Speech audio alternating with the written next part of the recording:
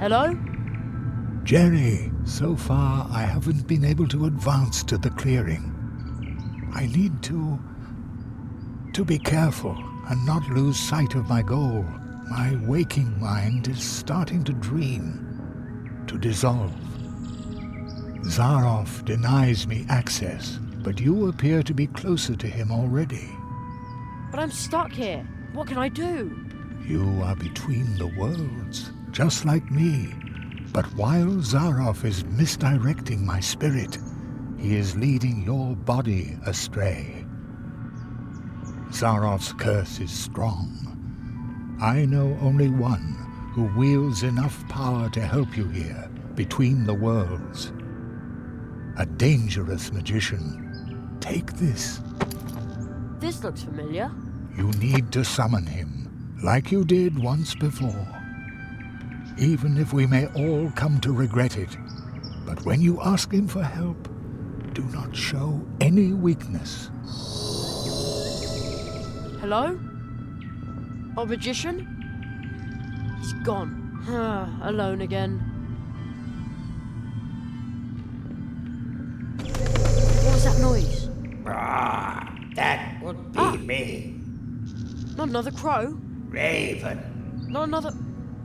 Wait, you can talk. Some even say I talk too much. Hello? Ah, Do you understand what I'm saying? of course. You're right in front of me, aren't you? Who are you? If you want a name, I'm afraid I must disappoint you. I'm only a raven. Actually, I live in the clearing of the first tree. The clearing of the first tree. That's where I need to go. Do you know the right way? I can't find it myself. Everything's changed here, especially with all those strangers hanging around now. You live in the clearing of the first tree? Yes, But I thought the first tree wasn't the real tree. How can anyone live there? that's easy. Everyone leaves behind a memory when departing from the clearing of the first tree. A raven like me visited the clearing in a dream. When he left, I stay behind as a memory of the tree. So you're just a memory? Just? I think that's a whole lot. The first tree remembers many things. Even after its time had ended, it remained rooted in the woods. It knows the secrets of the forest. What kind of place is this? You're at the threshold between dream and reality. Dream and reality? Dreamers come to visit my clearing in their dreams. Everyone knows how to get to this place. A sleeper knows the way. But I'm not asleep, and I can't find the way. That makes two of us. A voice just now said that you could ask someone for help. Yes, but how? He said that you've done it before. Somebody came here once to meditate about his past. He thought up this wheel. What wheel? This wheel. If you turn the wheel, the crossroads will show you paths that are hidden deep in your soul. Places you have seen. Places you are going to see. And places that have shaped your life. Even if you never realized it, perhaps it can help you. But they are not true paths, just windows or images. I don't know much about these things. I'm only a raven. Who did you see here? First, there were 4 strange-looking lizards who followed a tall man into the clearing. From the opposite direction, next came a rabbit with funny eyes. The Marquis! I flew after him, but he entered your world. I could not follow him there. Why not? Because I come from here, from the memories of the first tree. There is no place for me outside of dreams. If I were to enter your world, something or someone would be lost in my place. But there are a few who can move about in your realities without disturbing the balance. They animate rocks and plants, and thus walk between dream and reality. Oh, I think I know someone like that. I'll keep trying my luck. See you later. Wow, good luck.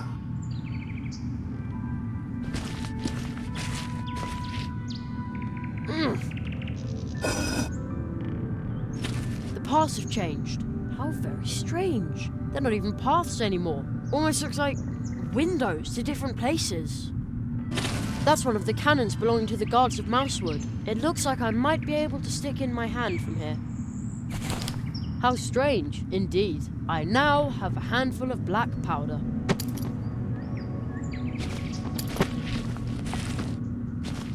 Heave! Oh!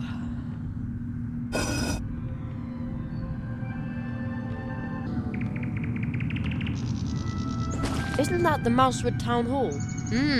I think I can reach the nets from here. Ha! I swiped a few acorns. Funny, they're so small. Looks like I'm no longer the size of a mouse. I hope this won't plunge the people of Mousewood into an acornomic crisis. Oh well, it's all for a good cause.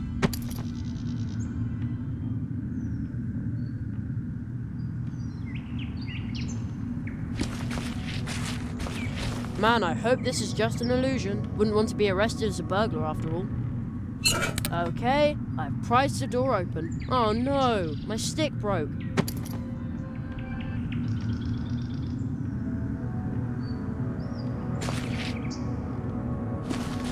Maybe it'll work here as well. Now, I used the powder to draw the symbol of the tree walkers. I hope this counts.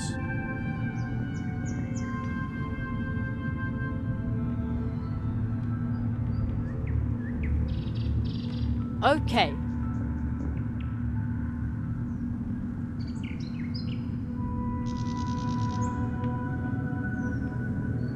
It's in.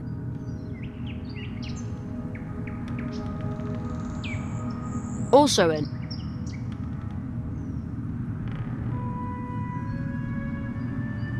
Also in.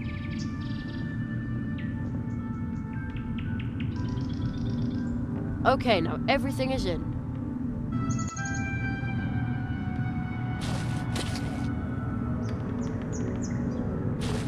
I think I've got everything I need. I wonder if it'll work, even though I've modified the recipe a little.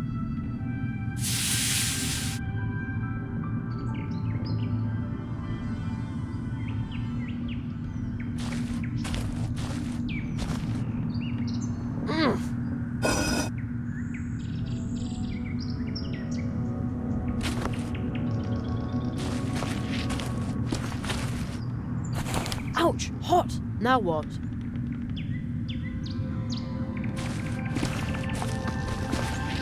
This had better work.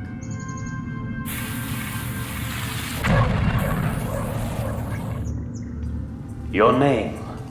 Tell me your name. I'm Jerry. Jerry Hazelnut. Jeremiah. Jeremiah Human. How were you able to summon me to this place? I drew a circle of powder on the crossroads. Very few have knowledge of this ritual. It takes inner strength to complete it successfully. Only the strong are worthy of our magic. Walking between worlds, I can see strength within you. So why did you call me? The old magician said I should ask you for help. Aro Molina. That is why your spell did not release me. That is why I'm still trapped in the crystal. Of course, he allows me no more than these few words. But even that is a miracle. What you are doing must be very important to him. I'm stuck here. All the parts are leading me in circles. This place is now a trap, leading back to itself. A dark spell must have been cast. Whoever cast it must have had a brilliant teacher. I need help so I can find the Great Zaroff. Zaroff. He dares to leave his world? I never thought he could be that strong. Maybe I was wrong about him. But how do I get out of here?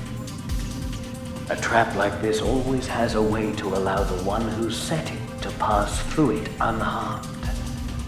I sense that you are carrying a magical coin.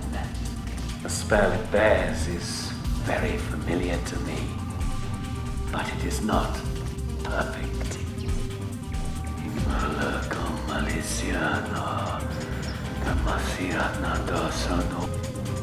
I just bestowed a gift upon you. The coin will now show you the path when you carry it through this place. Follow its light, but you must take heed. Wandering aimlessly in this place forever might be a mercy compared to what awaits you when you follow the coin's lead.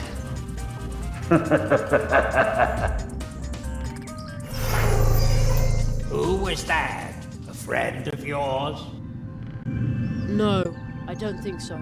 You might want to try what the masked magician told you. You will no longer need these places. I hope you find your way to the clearing, although I would much prefer to keep chatting with you.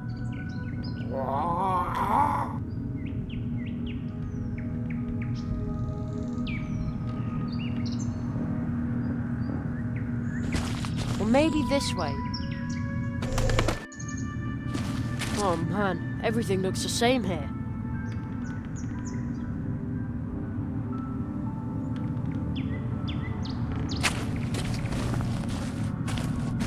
This way, maybe. I bet this was wrong again.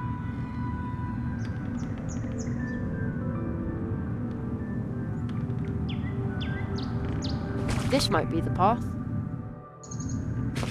Here, again. This is giving me a headache.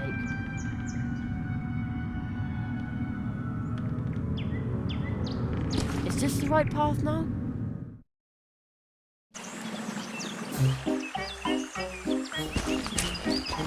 This must be the clearing of the first tree. I see a volunteer who would like to participate in this magic performance. Ladies and gentlemen, will you please give him a hand?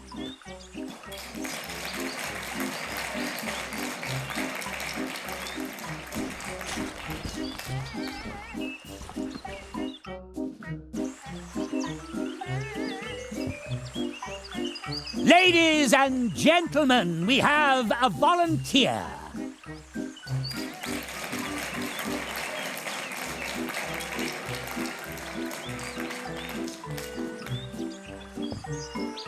With my clairvoyance, I looked right into your heart.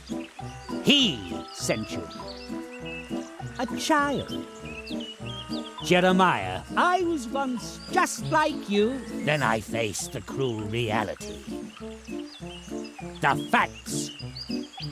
I became a grown-up when he locked me out of those incredible worlds. But our world is not a place for magic. No matter how brilliant you are, success is impossible. But I'm sure he didn't tell you that. Nothing is impossible.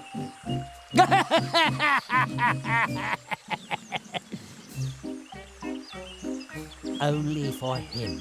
You will soon realize that. He should never have sent you. He will soon come to realize his mistake. Perhaps he will grieve for you more than he did for me. I'm not afraid of you.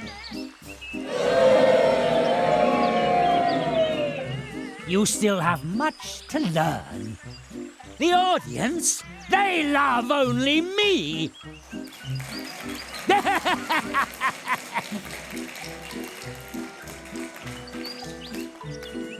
But we have wasted enough time.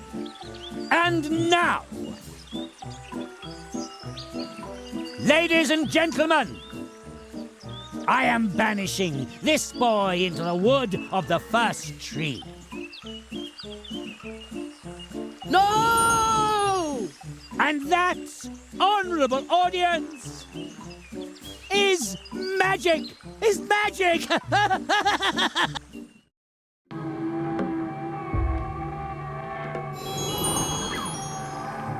Jerry, can you hear me? We haven't got much time. My magic isn't strong enough to ward off Zarov's curse for long. He banished you into the first tree. I tried to shield your mind from the clutches of his black magic as best I could. Do not falter, Jerry. Be on your guard. Zarov's spell nails have darkened the soul of the first tree. Others must be trapped in its magical wood as well. Go and find them. Do not succumb to fear, Jerry. You must not give up. Must not give up. Not give up. Give up. Must give up. You must give up. Where am I? I must have fallen asleep. The lazy boy fell asleep right in front of a portal tree. And he wants to be a tree walker? What a sacrilege. Ah.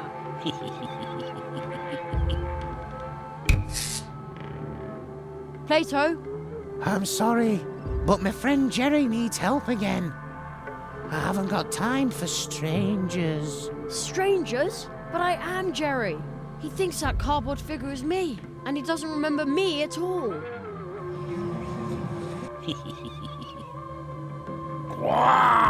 What wretch is this, daring to disturb the quiet of the woods? The toad croaked angrily. It really didn't like being woken up. Oh, it's a gigantic toad from the forest. Silly little Jerry was actually dumb enough to approach a dangerous, gigantic monster toad. I should talk to it. Maybe it knows how I can get out of here. An excellent idea.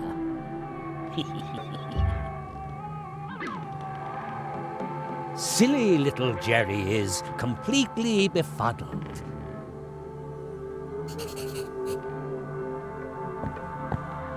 What have we here? Looks like a script to me. The Curse of Zarov. Act 1. Silly little Jerry. I am not silly. Hated by all woodlanders. No, that's a lie. An obnoxious moocher through and through. That's not true. Finally trampled to death by the angry rock toad. Who would write this nasty stuff? What a crybaby! Nothing is like it seems. You must give up. The spell nails have darkened the soul of the first tree. Just give it up. The lizards. Zarov. Hooray for Zarov!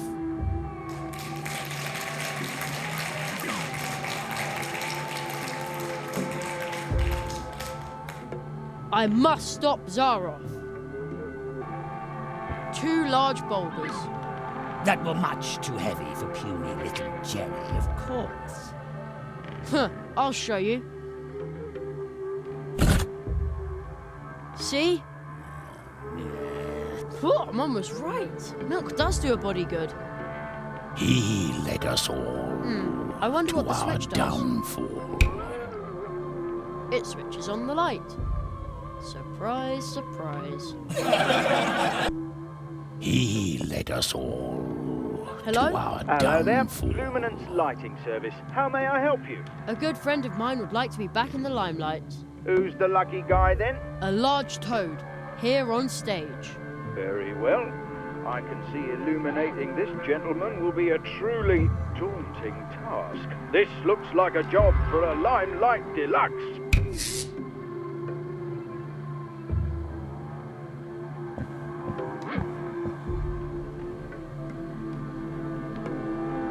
Oh, they're stuck pretty tight.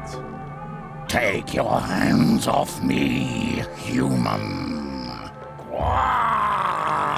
They're too firmly attached. I need to think of something else. It's a miracle that the toad can breathe at all with them on his face. These posters are really horrible. Says the silly boy who thinks his space octopus picture from first grade is truly great art. Hey, I got a D- for it. The toad's breathing rather heavily. No wonder, it's got these ugly posters sticking all over its body. I'll try to tear off the posters.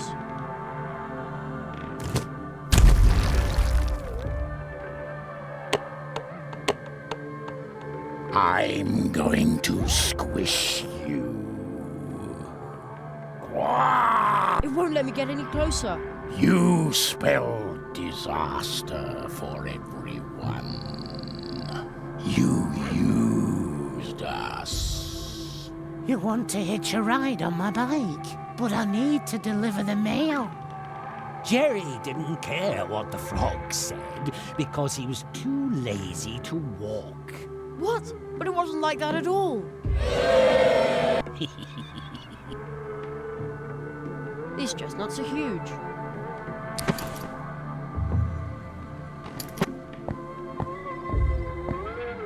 Hello?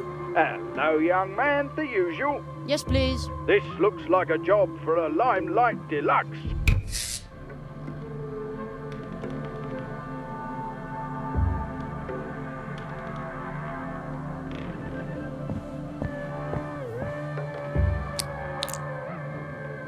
Uh-oh, the chestnuts went pretty far up his nostrils. Take your hands off me, human. I got you.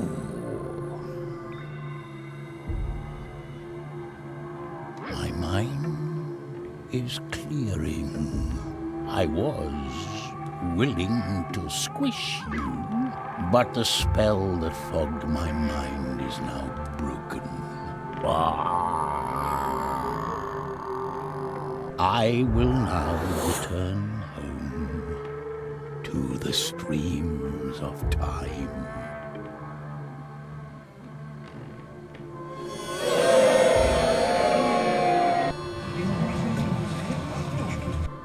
Isn't that good enough for you?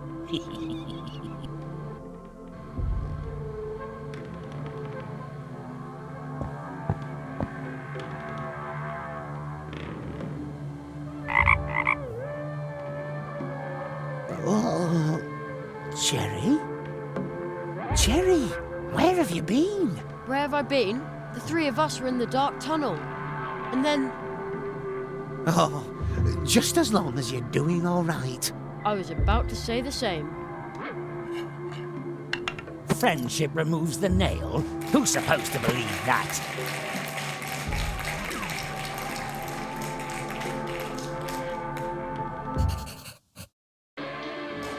Hey! What's going on here? Where did Plato go? Unfortunately, Plato, the clumsy amphibian, recently had an accident with his bicycle. Oh, really? He broke all his frog legs on an oak while being forced to deliver a useless letter for a certain Jerry Hazelnut. Ha ha! Me and miserable bitch bait. Hey, look who's here. Spotting tater-nose bogey. Maybe he can help me.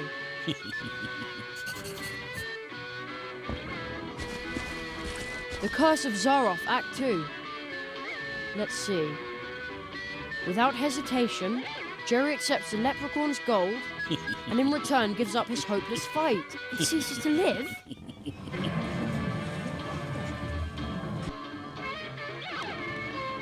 Some sandbags hanging there. Oh, faith be gorra. This reminds me of the famous Irish troll boxer, Crondo McCrusher. Strong as 10 bulls he was. He always had punch bags dangling from his ceiling as well, but they weren't filled with sand.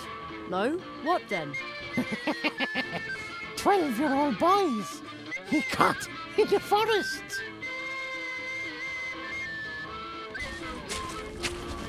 Hey, a 4-leaf clover.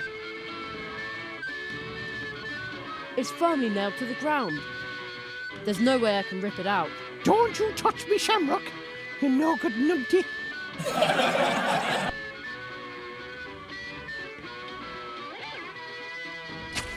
But that's...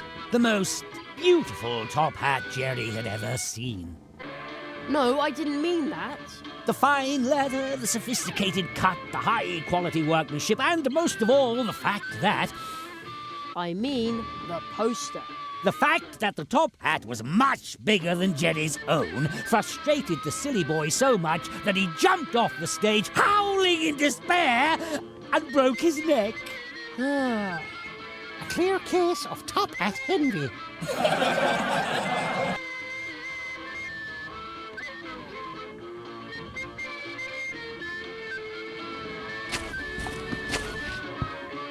Right, this should work. Wait, Jerry. Yes? Do you really want to know how deep that rabbit hole goes? Excuse me? You're about to uncover a terrible secret.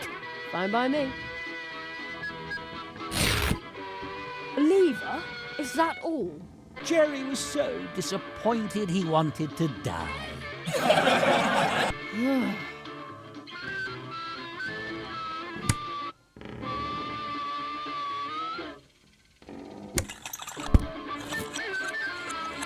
Oops.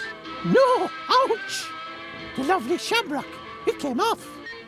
I'm sorry. I think I ruined the lawn.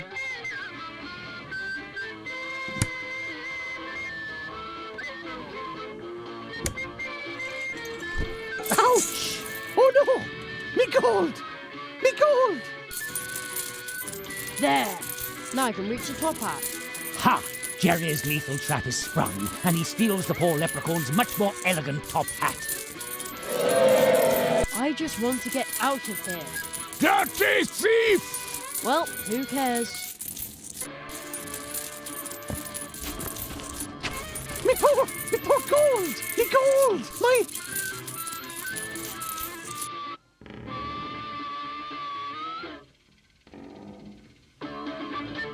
Nothing but worthless plastic chips. Curses. By all the snatty snot-noses of all the peat bog banshees. If it isn't, young Jory, the plumber. Looks like you rid me of my delusion, boy. Thank you ever so kindly. I surely owe you. Should I turn someone into a sheep to stop this madness? No, no, no! You must help me remove the nail. All right, boy. And O'Donnell doesn't like to be beholden to anyone. This wish is on the house. Hail and rain and wafts of mist. Thanks, Mr. O'Donnell. The curse I was under is broken. I'm going home. And O'Donnell is born for freedom. You remember that, you ugly, conniving whisperer.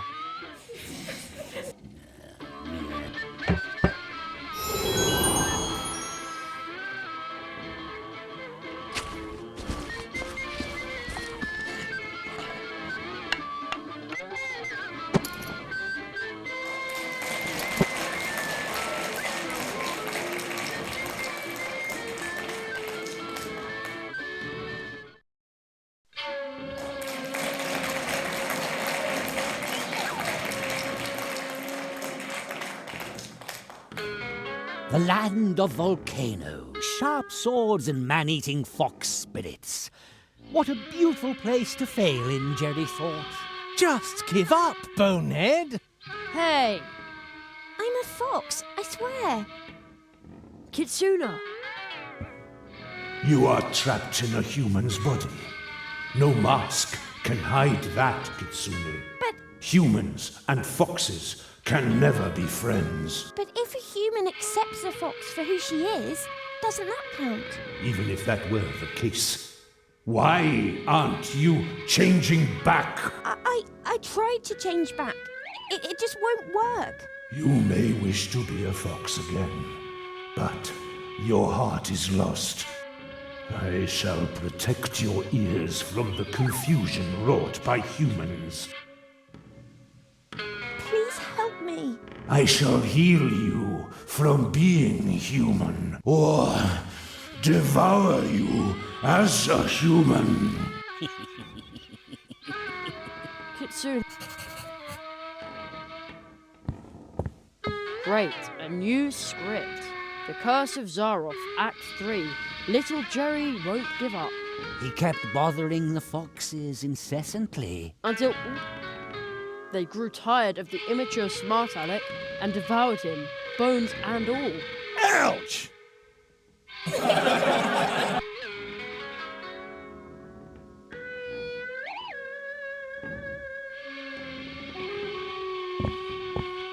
Let's see what happens when I hold this thing against the bell.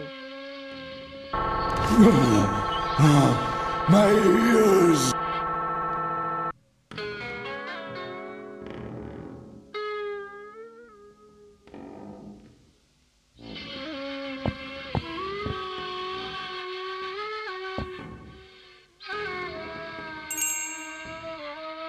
I hope she'll remember her bell. Kitsuna? Jerry? Are you trying to rob me of my remaining senses? Human! I shall have all humans suffer for this, including your little Kitsune. I'm a fox, I swear. You may wish to be a fox again, but your heart is lost. I shall protect your ears from the confusion wrought by humans. Jerry! Quick, Kitsuna, run away! You belong to us! I will always be a fox, Jerry. And Jerry's sound carrier shattered in his backpack. Oh, great. The sound carrier broke. Kitsuna, are you alright? Jerry, Humans and foxes can never be friends. But if a human accepts a fox for who she is, doesn't that count? I shall heal you from being human, or devour you as a human. Kitsuna, don't listen to him. He's not himself. He will keep you forever. Jerry, why don't you just leave? I will always remain a fox. I know, and that's a good thing. You are you. You are a fox. I am a fox. Foxes fight!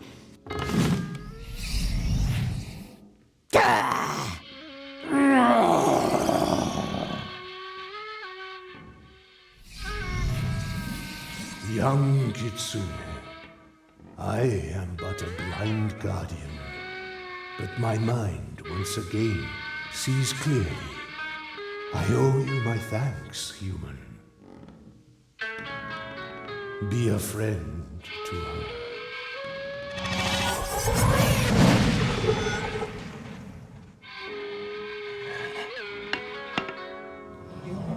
Friendship removes the nail? Who's supposed to believe that?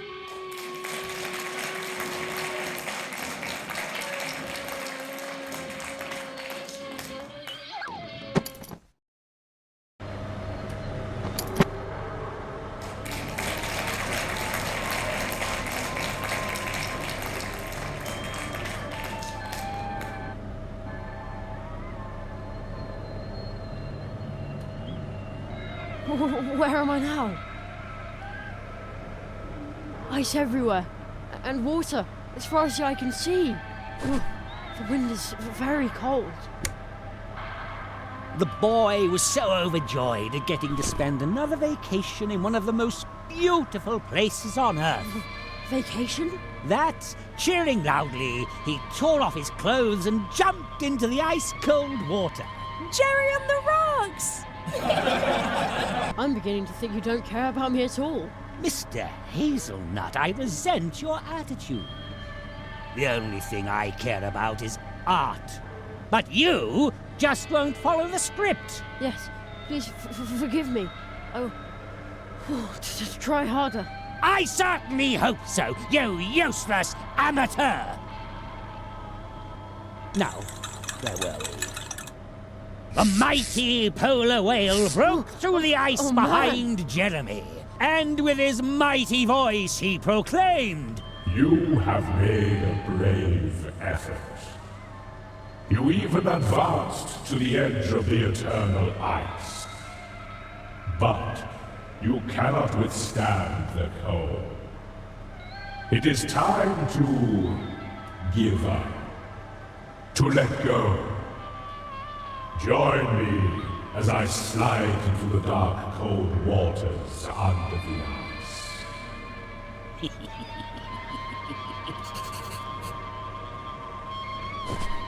Great, another script. The magnum opus of the fantastic Magnum Zaroff. opus? A first-class literary stroke of genius, you ignoramus. The title is The Curse of Zaroff, fourth and final act. A masterpiece of simplicity. Jerry was at the North Pole, it was cold, he was freezing. Just like really being there. It's so authentic. Jerry was snowed in and frozen. Everyone was happy about that. The polar whale sang with joy. What a beautiful ending. So tragic. The Christmas tree. Mum always bakes delicious mince pies for Christmas. The young boy's yearning for the familiar sweets was downright overwhelming. It painfully reminded him of the fact that his mother would never again hold him in her arms. The curse and all that is all right, but dragging his mother into this? Disgusting! Quiet! Maybe it'll make me feel better if I take down the decorations. A gigantic candy cane. Jerry couldn't resist. He had to lick it just once. You just want my tongue to freeze to the thing. Exactly. Finally, you've read the script. Go right ahead, then. No. I'm going to save the cake for later. Oh, the boy is just too smart for you. Quiet!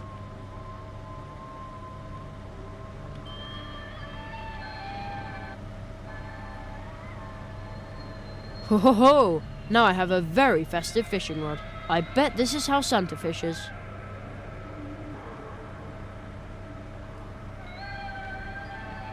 You know, I bet if Santa ever goes ice fishing, he takes along plenty of warm milk and cookies. Right, let's see what happens. The polar whale had taken the bait and dragged the wimpy boy down into the icy depths. Just a cable? Ah, that's an evil, Electric! It looks electric! Yes, that's it. A wicked electric cable eel that's about to, just a moment. That's about to wrap itself around my scrawny neck and zap me with a lethal electric shock. Yes, exactly. Very good. I think you need a vacation if you depend on a 12-year-old to create your art for you.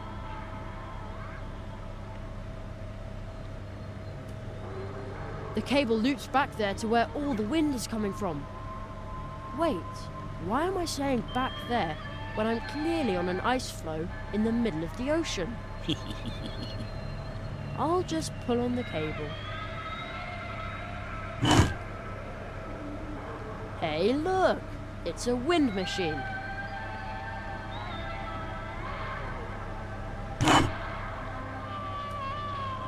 I see. Looks like the fan's direction can be changed. No, you can't do that.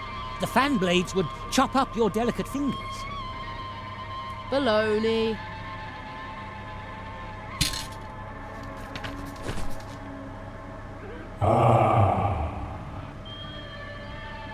That is much better. Thank you, little lamb walker. No, no, no! Our nightmare is now over. But many are still dwelling under the curse of darkness. You have got to help them. But I'm nothing but a herring. And Zaroff is a mighty whale! I'm way too small.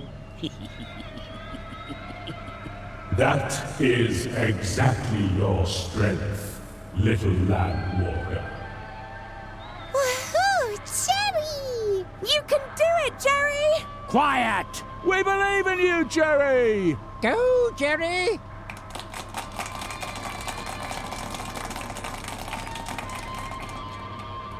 I shall now dive home.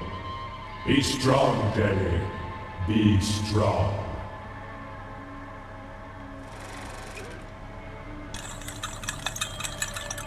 I will stop Zaroff.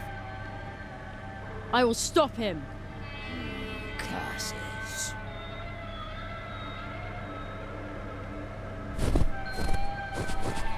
No!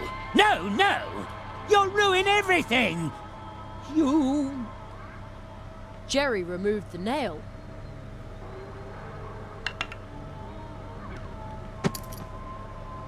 He realized that this was all just a dream that he and his friends were trapped in. He understood that he was able to change the dream. But... Because it was his dream. But you can't. The unfriendly man congratulated Jerry. Congratulations, boy. You did it. And was suddenly much nicer than before. That was truly fantastic, Jerry. Boy, this was weird, but you kept on top of it. Absolutely awesome. The end. Ladies and gentlemen, let's hear it for Jerry Hazelnut.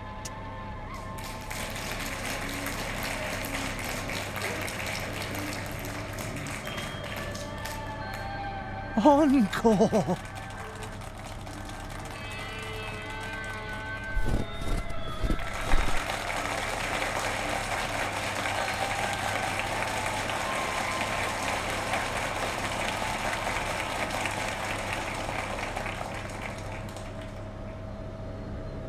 And finally,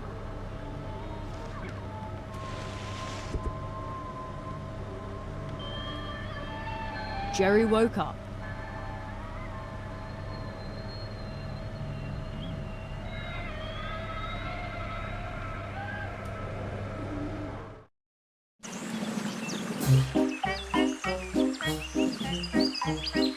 No. No! This is impossible!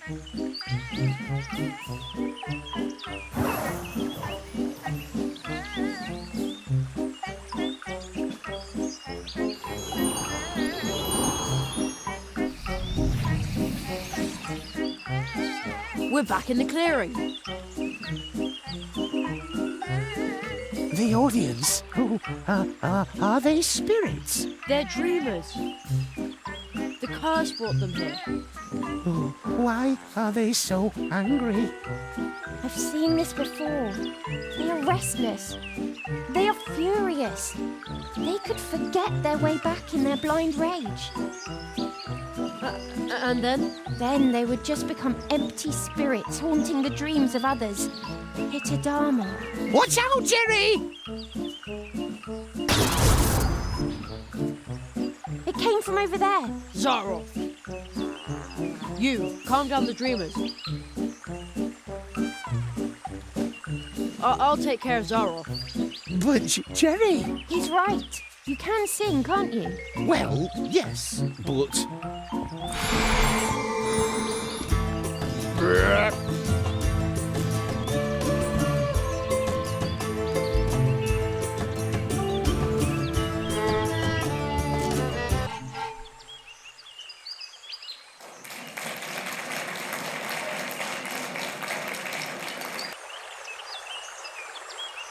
Now where did Zaroff get to? You defeated the lizards, removed the nails. The Marquis chose you well. Now, show me what you're made of, tree walker. Jerry, defend yourself.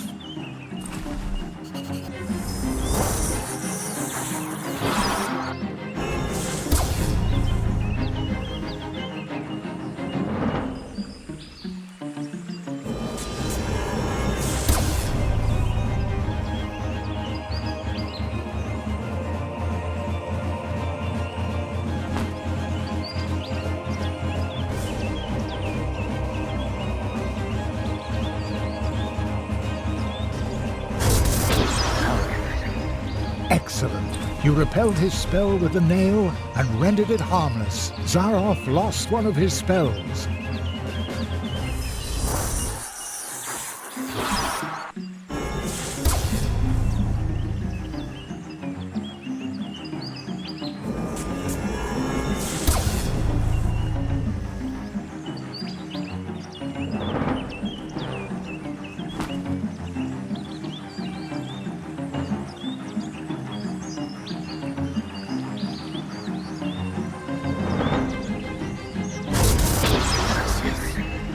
Well done. You repelled his spell with the nail and rendered it harmless. Zaroff has only 2 spells left now.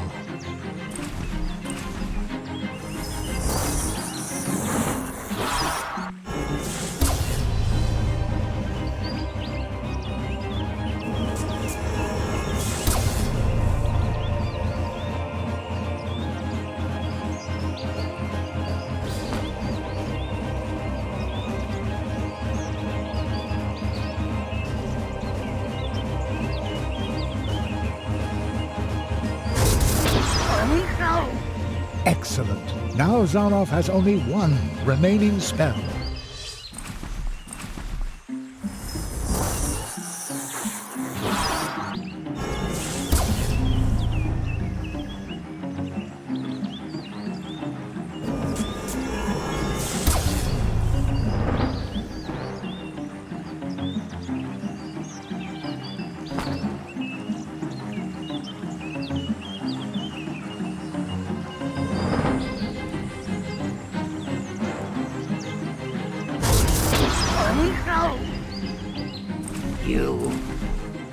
You took everything I had. For this I shall...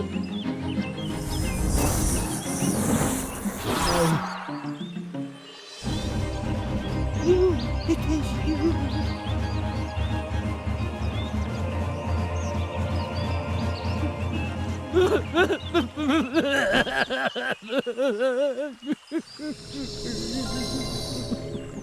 You did it, Jerry. Zaroff used his magic against you and lost. I didn't mean to do it. Not like this. Marquis, are you... He's still too weak. He cannot answer you.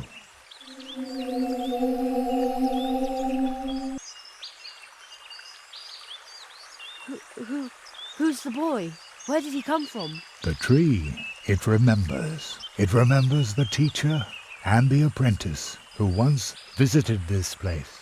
Zaroff did evil things. That's why he cannot look the child he once was in the eye.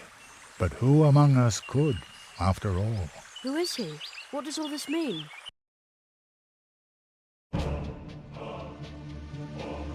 The great Zaroff. One of the greatest illusionists of his time. You may have heard of him. Not many remember him now. In reality, he wasn't just an illusionist. He was one of us, a magician. Zaroff was the last apprentice of the Marquis de Hoto. When the rabbit trained him, he was just a boy, not much older than you. When his training was finished, young Zaroff and his teacher visited the clearing of the first tree, and they left some traces behind. The tree would remember them. Soon, the Marquis and Zaroff became living legends as they hurried from one world to the next, from portal to portal, and helped wherever help was needed.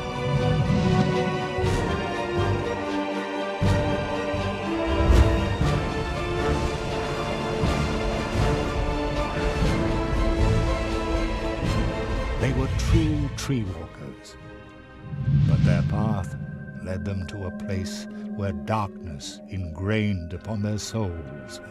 I was there when the mirror of shadows disclosed to them their own potential.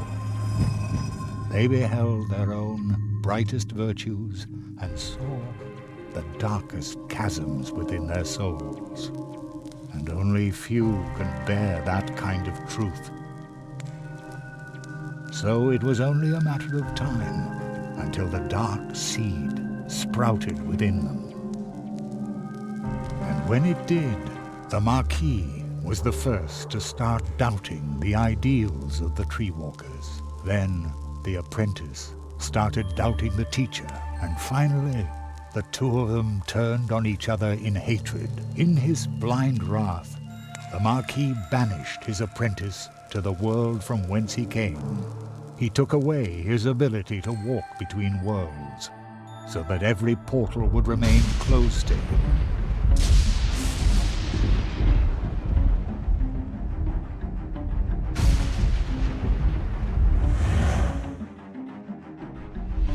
Zaroff became a prisoner in his own world. A world that had room for magic only on its stages. Thus he became the Great Zaroff, the illusionist. But the appeal of the new tricks he invented to captivate his audience soon wore off, and Zaroff fell for a second time. Marooned, forgotten.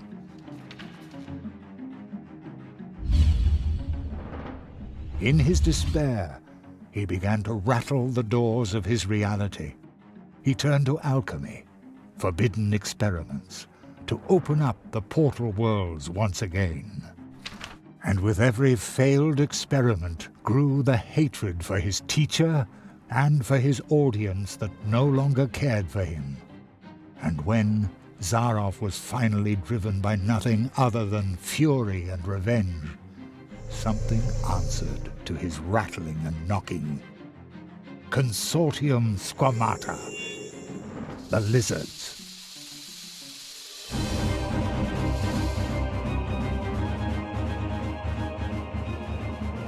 With its false promises, the Consortium had already passed through many worlds.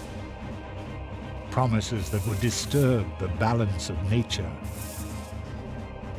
Zaroff was approached by 4 members of the Consortium. They offered the magician a deal. The lizards had surreptitiously obtained the ability to walk between worlds, but they didn't know the way to the most secret of places. Zaroff, on the other hand, had memorized the paths of the Tree Walkers, the portals, the path to the clearing of the first tree. Thus he led the lizards through the portals, betraying the Tree Walker he had once been with every step of the way. In exchange, they gave him the power to cast a curse on one of the first trees. The lizards gave Zaroff 4 nails. 4 nails made of 4 cursed metals, serving to drive the magician's spell deep into the trunk of the first tree, where it would take effect and make the inhabitants of the portal worlds his final audience, thus trying to obtain respect and glory by force. Zaroff's final great triumph. And while the portal worlds were suffering from the curse of Zaroff, the lizards invaded them, as they had done many times before.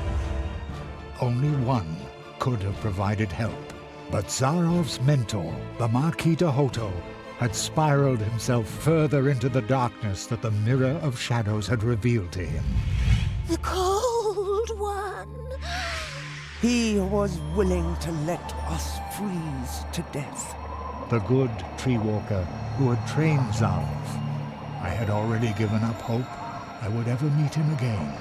But when Zaroff entered the clearing, the first tree remembered the magicians.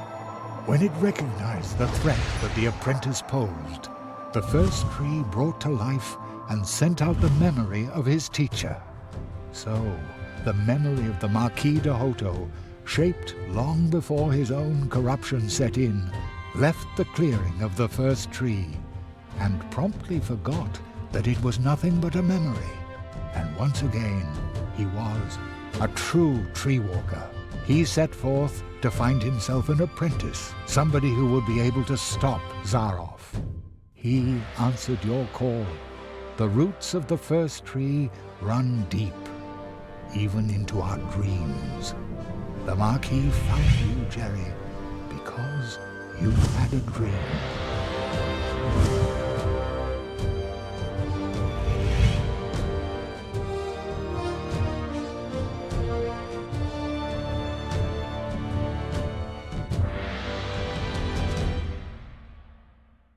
What will happen to Zaroff now?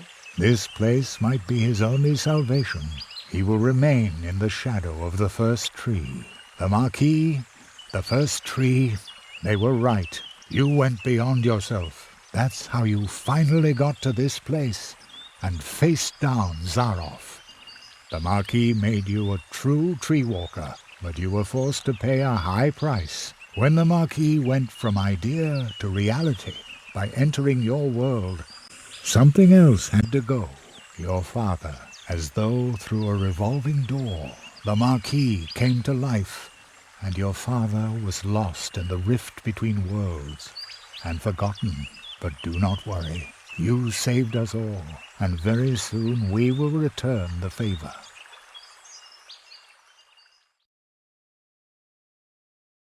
An acquaintance of mine once said, "Only those who get on the way can find their way." And so it came to pass that Jerry had to leave his mentor behind in the clearing of the first tree. Jerry knew that he had been more than the memory of a courageous, one-of-a-kind tree walker, more than the first tree of Mousewood needing Jerry's help. He had been a friend.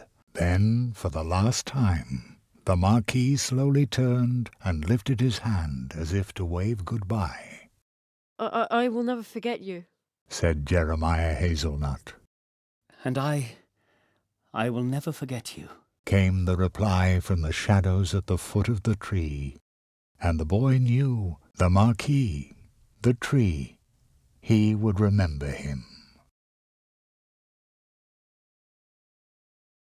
When Jerry returned to Mousewood, lost in thought, there was music in the streets, because for the first time in a long while an apprentice had come to Mousewood to study the art of arts. And for the first time in a long while, the Treetop Festival, the celebration of friendship and courage, was held in honor of an apprentice who had finished his training, in honor of the tree walker, Jeremiah Hazelnut, the rabbit's apprentice.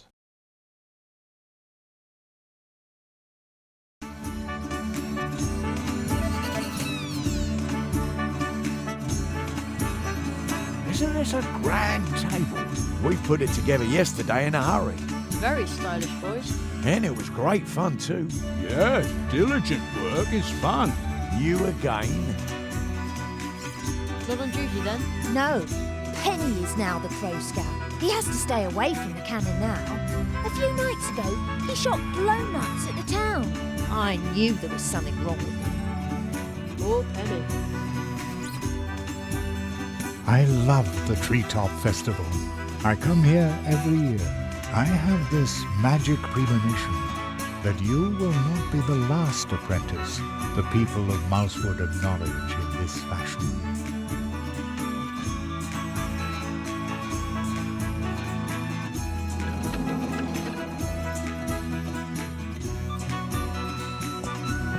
They are holding the Treetop Festival unusually early this year, but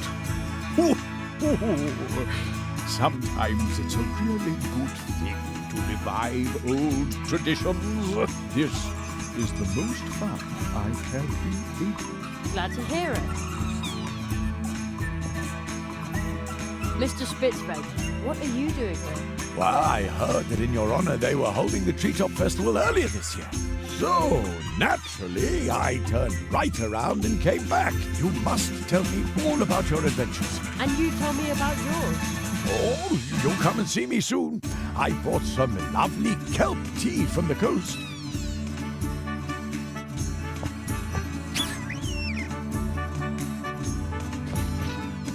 Jerry, I heard you're about to leave us. I hope you'll visit us again soon. Sure, I live just around the corner. Well, so to speak. Really? How far's that on a bike? Just a portal away. Oh, well then you'll have to show us your home soon. And, how's your experience experiment with the exploding cooking dough? Plato, my little cream puff, was really impressed. Ribbit! But we won't know what the folk of Mousewood will think until next weekend. That's when I'll start selling them. Sounds great. Yes, we've been very lucky lately. Sometimes I even dare to hope that old Uli will come back. Hope you like the cupcakes too. No, I don't really go for sweet things. They're not good for the teeth either. Yummy carrots on the other hand. I could gorge on those all day. Somehow, not surprised. Then why don't you order a carrot cake from Anya next time around? Is that supposed to be funny? Hey, is it true that you saw the fox? Yes, and I befriended it. How cool is that? Much cooler than my stupid violin.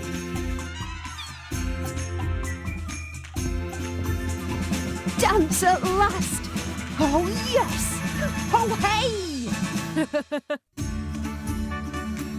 Have you seen my son by any chance? He wrote me a letter saying he wants to retire to Coconut Palm Islands. Would you believe it? Just as I said. He's a born comedian. I bet he's sitting behind some mushroom, thinking up new material for our show. Here they all go again, drinking our juice. Typical. Bah! They have good taste. Whatever would they do without us wood dwarves, eh? Here's our tree walker now. I hope I can interview you soon. Then you can let us in on how you tamed the lizards, chased off the crows, and defeated the evil magician. Okay, but... No false modesty, please. You've got a good face for the radio. Hey, youngster, remember, just because your apprenticeship is finished, that doesn't mean you're a master now. You whippersnapper. Age and experience form the stainless foundation there is. Don't you forget that. And now let's celebrate. Here's to you. Isn't it amazing how my friend can dance? I wish I could dance like that. But I look snazzier.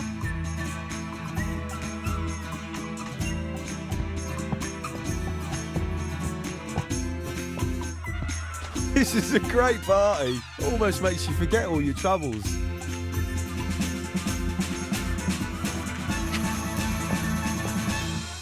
Greetings, Jeremiah. The portals have recovered. You can go home now, Jerry. Are you ready? Yes, I'm ready. And I'm going to come with you.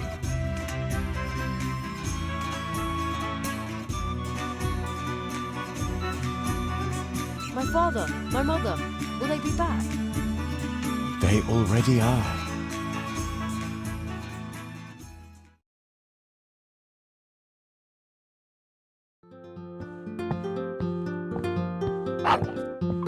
Cherry, we've been waiting for you for an hour. I've had to stop your dad from eating the entire blackberry pie himself. I was hungry. I feel like I've been on my legs forever. Me too.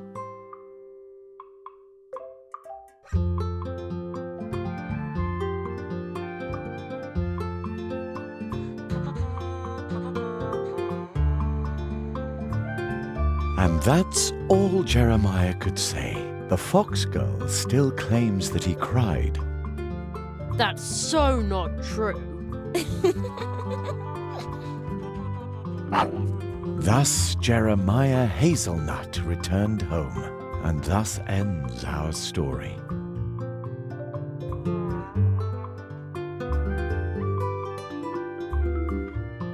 But with every ending, other stories begin. They are like waves in the ocean, always in motion, spilling over and intertwining.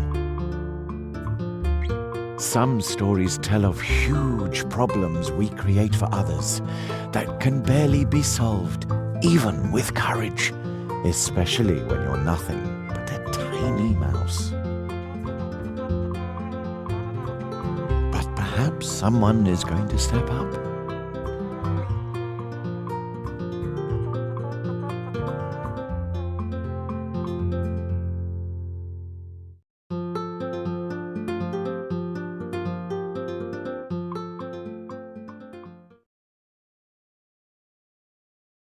And then there are scary tales as well. Secret, forbidden ones that you can only tell behind closed doors. Are you suddenly cold too? Who was that boy?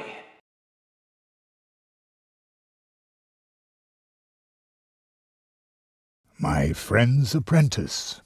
Thank you for helping him. He broke Zarof's curse. I underestimated Zarof, and that boy too. Will you finally free me from this prison, so that I may once again protect the portal worlds? This kind of thing must never happen again. You know that this is impossible, old friend.